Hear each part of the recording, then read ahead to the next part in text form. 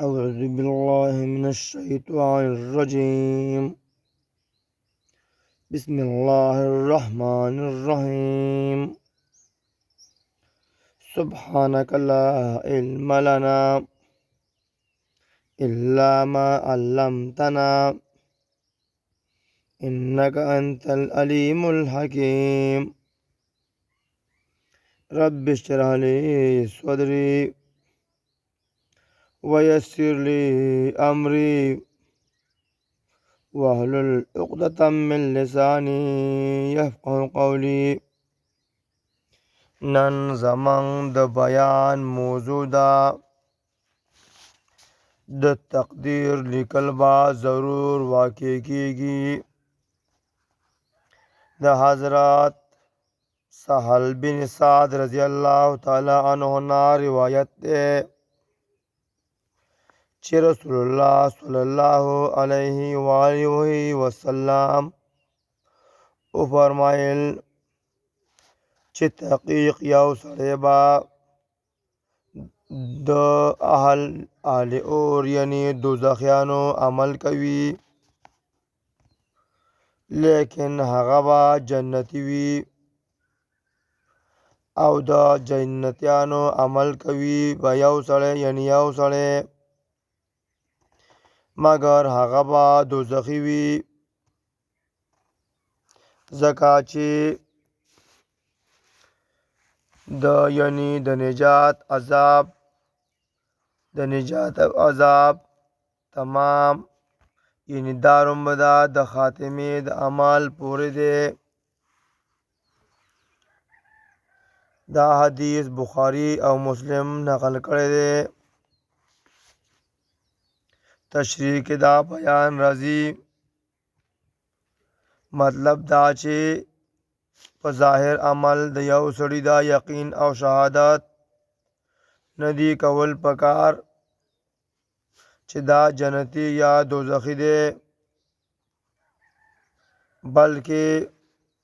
د مرګ په وخت کې چې په څرنګ عمل کې سړی مړ شي نو په دې پوه شه چې د دوزخ او جنت تعلق په آخري خاتمه باندې دی. د حضرت عبدالله بن عمر رضی الله تعالی عنہ نا روایت ہے چې آقا نامدار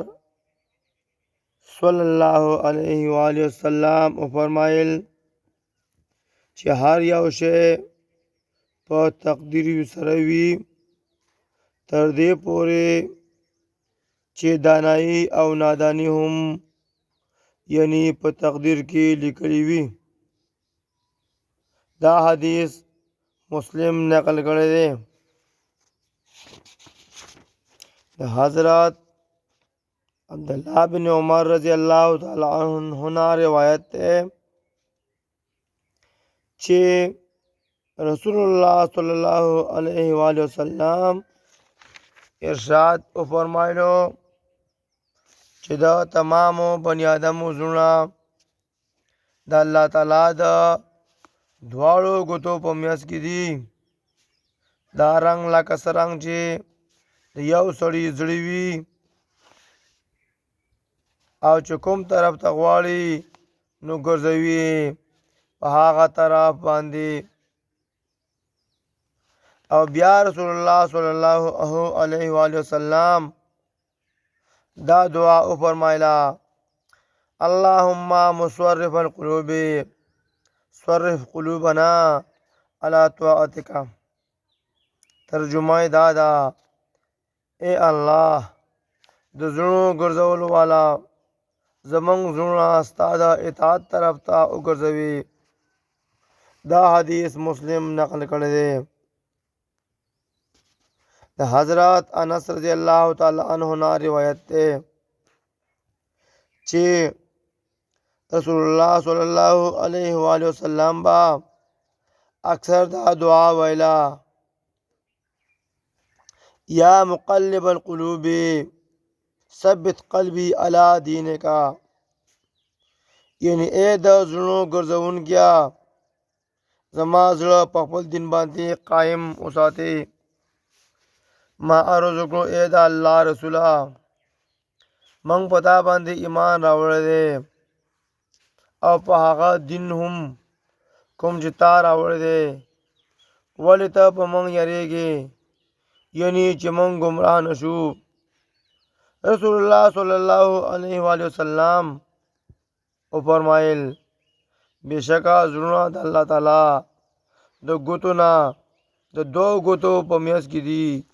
چې کوم طرف ته یې خوښه شي هغه طرف ته یې ګرځوي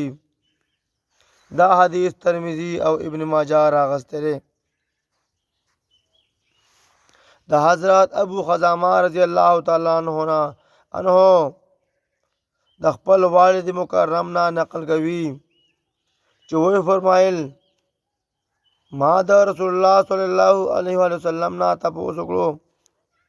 چې ای د الله رسوله هغه عملیات چې موږ یعنی د شفا په غرض وایو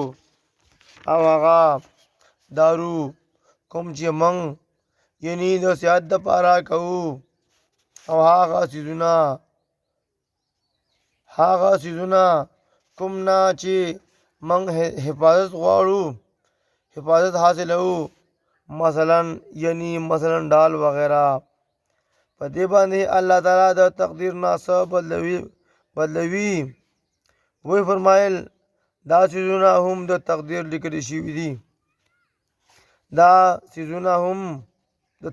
لیکل شوي دي مطابق دي دا حدیث احمد ترمذی او ابن ماجه کې راغلی دی د دې په تشریح کې دا لیکي مطلب دا چې د انسان ګټه او بیلات نفع او نقصان صحت او بیماری د ازل نه لیکل شوي او د هر هغه علاج او تدبیر نه چې انسان ته فایده رسیږي نو هغه هم ورسره په تقدیر کې لیکلي وي حضرت ابي هريره رضی الله تعالی عنہ فرمایي چې رسول الله صلی الله علیه و وسلم نه د مشرکینو د اولاد په باره کې تپوس وشو یعنی چې دوزخ له بځي یا جنت له وی فرمایل الله تعالی ښه عالم دی یعنی کچرې څه عمل کولو یعنی د دوی وخت د کمال ته رسیدلی وي او کومه لاره اختیارولی په هغې الله تعالی ښه عالم دی دا حدیث بخاری او مسلم نقل کړی دی د حضرت ابو درداء رضی الله تعالی عنہ نه روایت دی چې رسول الله صلی الله علیه و وسلم وفرمایل چې الله تعالی د خپل هر یو بنده نه د 15 خبرو نه فارغ شوی دی یعنی دا خبرې چې تقدیر کې لیکل شوي دي نمبر 1 د مرګ یعنی چې کله به راځي او د عمل یعنی نیک به وي یا بد به وي 3 د اوسېدو مقام 4 د واپس کېدو ځای او د رزق تشریح کې دا لیکي الله تعالی انسان ته د پیدایش نه ډیر مخکې لیکلی دي چې کله به مري او عمل به نیک وي یا بد او چرته به اوسیږي او کوم ځای به ورله مرګ راځي او څومره رزق به وي لہذا دې کې د تقدیم او تاخیر هم سوال نه پیدا کېږي د حضرت عائشہ رضی الله تعالی عنها فرمایي چې ما اورېدلی دي د رسول الله صلی الله علیه و آله وسلم نه چې کوم کار د تقدیر مسله کې بحث مباحثه کوي یعنی دا چیړي نو په قیامت کې با لدنا تپوس شي او خاموشي اختیار کړي نو دنه با تپوس نه کېږي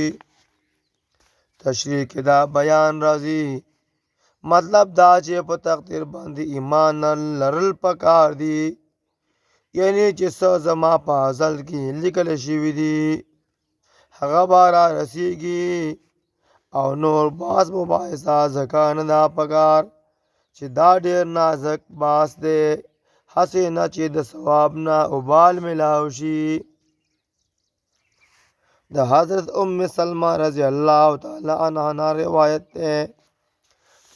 چې دې عرض وکړو چې اے د الله رسوله تاسو په خیبر کې د چیلۍ په زهرو لړل شوي یعنی غوښه خوړلې وه د هغې په وجه تاسو ته هر کال تکلیف رسیږي رسول الله صلی الله علیه و وسلم وفرمایل چې کوم څه ماته رسیږي یعنی تکلیف درد بیماری وغیره نو هغه زما د پاره لیکل شوي دي